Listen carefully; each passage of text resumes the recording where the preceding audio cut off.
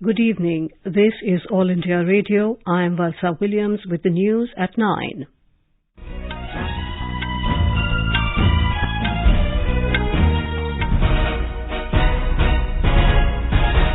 The headlines.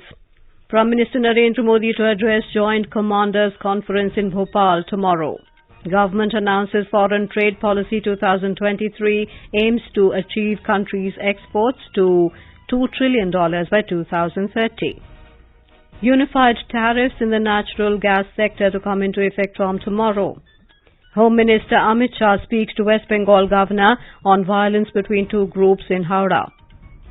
PV Sindhu enters semi-final of Madrid Spain Masters Badminton Tournament. And 16th edition of Indian Premier League kicks off in Ahmedabad, inaugural match between Chennai Super Kings and Gujarat Titans underway. Prime Minister Narendra Modi is arriving in Bhopal tomorrow on a day-long visit. Mr. Modi will address the Joint Commanders Conference of the three services going on in Bhopal. He will address the conference at Kushabha Thackeray International Convention Centre. The theme of the conference is Ready, Resurgent, Relevant. Commanders of the three services and senior officials of the Ministry of Defence are participating in the conference.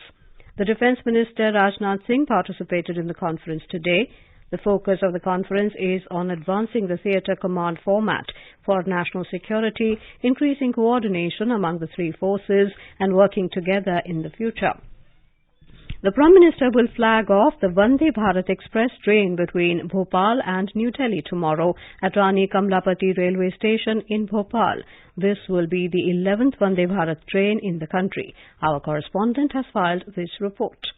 Indian Railways constantly striving to build a robust railway infrastructure in the country. The aim of these efforts is to provide world-class amenities to the passengers and reduce the travel time. To achieve these goals, indigenous high-speed trains Vande Bharat are being run in many parts of the country. This train has the capability to run a speed of 180 km per hour. The Vande Bharat train between Madhya Pradesh and New Delhi will cover a distance of around 700 km in around 7 hours 50 minutes. It will have a stoppage at Bina, Jhansi, Gwalior, Agra and Palwal. The train will provide faster, comfortable and convenient travel experience to the rail users. It will also boost tourism and promote economic development in the region. Sanjeev Sharma, AIR News, Bhopal.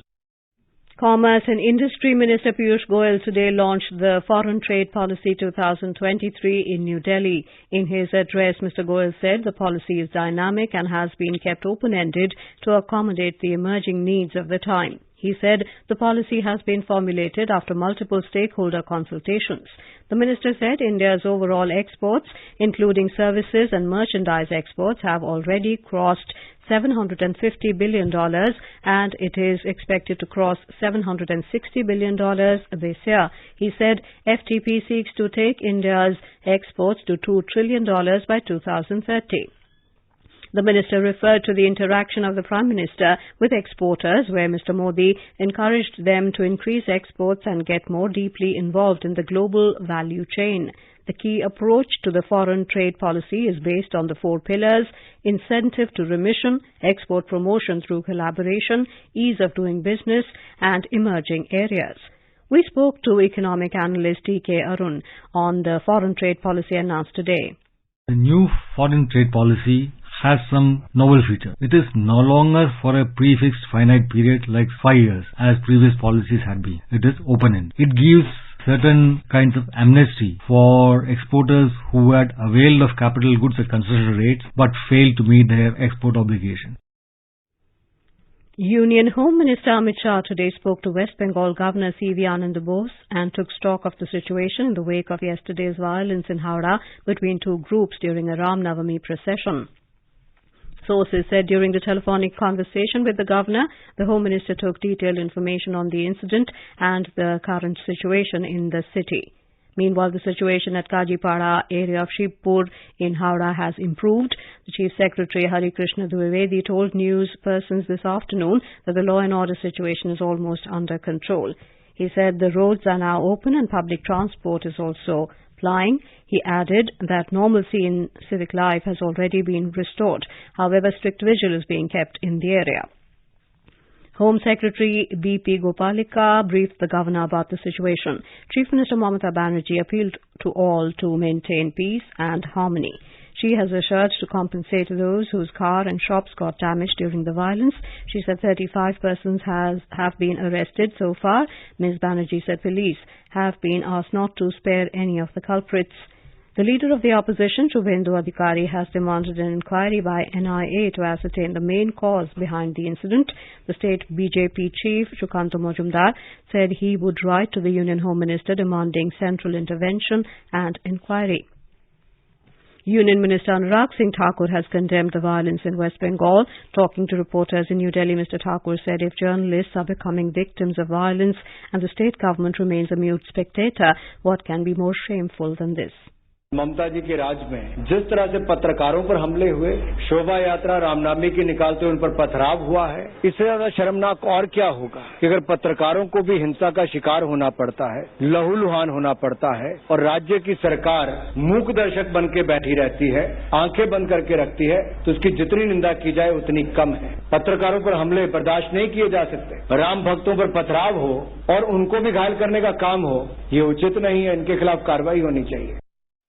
This is All India Radio giving you the news. For quick news updates round the clock, follow us on our Twitter handle at AIR News Alerts. Prime Minister Narendra Modi today hailed the decision of implementation of levelized unified tariffs in the natural gas sector, stating it as a noteworthy reform in energy and gas sector. On the line of one nation, one grid and one tariff, the levelized unified tariffs in the natural gas sector will come into effect from tomorrow. The Natural Gas Regulatory Board, PNGRB, has already issued the notification in this regard, and it will be implemented in the entire gas network of the country, which has been categorized in 3 tariff zones. These zones are based on their distance from the gas source. The Regulatory Board has said that the levelized unified tariff will be 73.93 rupees per MBTU, metric million British thermal unit. According to PNGRB, the new initiative will provide a major boost to economic development of all regions of the country.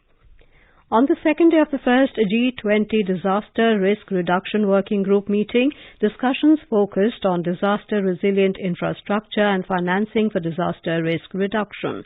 They also discussed post-disaster response, recovery and build back better. 5 priority areas have been identified for discussion, and they are early warning for all, disaster-resilient infrastructure and stronger national financial frameworks. The 3-day meeting is being held at Gandhinagar in Gujarat, in which around 100 delegates, including from G20 countries and invitee countries, are participating. More from our correspondent. During the meeting, the participants explored potential financing models, policy frameworks, and principles for resilient infrastructure. India's strong commitment towards disaster risk reduction efforts was demonstrated through the hosting of this meeting. The deliberations on disaster resilient infrastructure and financing for disaster risk reduction highlighted the need for increased investment and innovative financing mechanisms to reduce the impact of disasters. The working group meeting has enabled G20 countries to share best practices, discuss challenges, and identify opportunities to collaborate towards achieving the Sendai framework for disaster risk reduction goals. Anand Kumar for AIR News, Gandhinagar. Delegates participating in the G20 Sherpa meet at Kumarakam today stressed on the need to accelerate efforts for resilient growth and recovery, taking everyone along. They also appreciated the focus provided by India's G20 presidency, its successful implementation of digital public infrastructure, and the need to bridge the digital divide. A report from our Kochi correspondent. The first day of the plenary session of the G20 Sherpa meet today had sessions focusing on technological transformation, accelerated inclusive and resilient growth, and women-led development. The Sherpas also took stock of the progress made by various Sherpa track working groups like digital economy, health, education, tourism, culture and employment, among others. They proposed actionable deliverables and suggested the way forward on important deliberations. The Sherpas participated in discussions held on a houseboat on the backwaters as part of the attempt to take forward the agenda of G20. The country's G20 Sherpa, Amitabh Khan, also held productive bilateral discussions with his counterparts. Raj Mohan, AIR News, reporting from Kumarakam. All India Radio is presenting vignettes of select quotes of the Prime Minister from Mann Ki Baat as the program completes its 100th episode in April this year. In the 34th episode today, let's listen to the excerpts of Mann Ki Baat in which the Prime Minister shared how GST has proved to be a game changer. People, voice and direct dialogue. That's your and our Mann Ki Baat. Yes, this is how our Prime Minister connects with millions of countrymen. With the program Mann Ki Baat, aired on the last Sunday of every month on All India Radio. This series, which started on October 3rd, 2014, will complete its 100th episode in April 2023.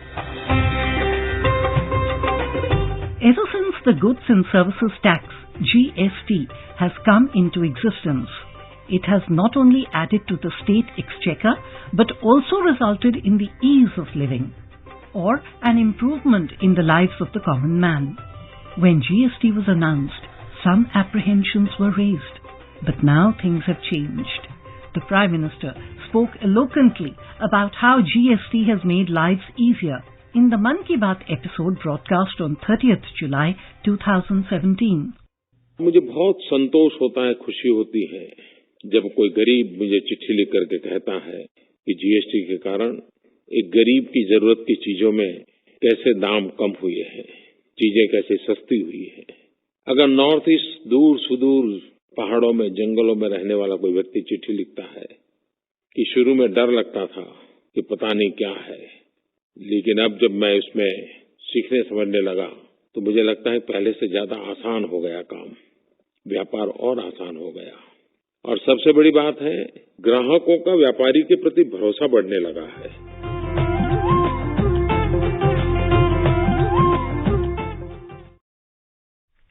Moving on, a parliamentary delegation from Israel led by the Speaker of the Knesset, Amir Ohana, called on President Draupadi Murmu at Rashtrapati Bhavan today.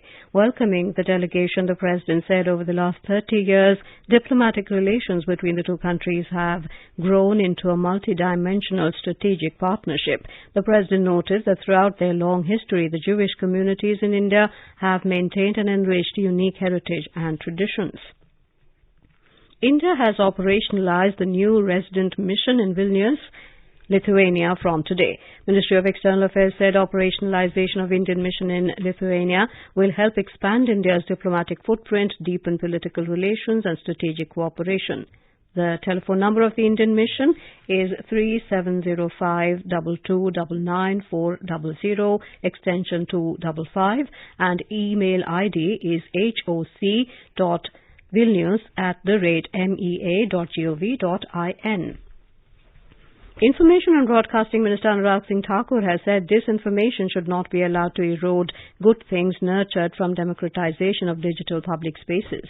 Addressing the valedictory function for IIS Group A officer trainees at IIMC in New Delhi today, Mr. Thakur warned about the menace of infodemic. The I&B minister urged the trainee officers to strategically counter the disinformation and be equipped with cutting-edge tools, trends and techniques.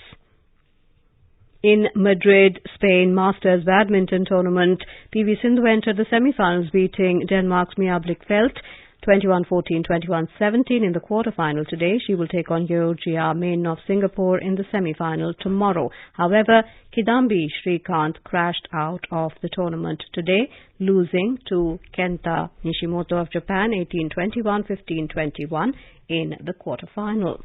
The 16th edition of the Indian Premier League IPL kicked off at Ahmedabad's Narendra Modi Stadium this evening. The inaugural match between Gujarat Titans GT and Chennai Super Kings CSK is underway. CSK were 151 for 4 in 17 overs when reports last came in.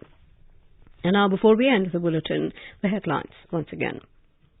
Prime Minister Narendra Modi to address Joint Commanders Conference in Bhopal tomorrow. Government announces Foreign Trade Policy 2023 aims to take country's exports to $2 trillion by 2030.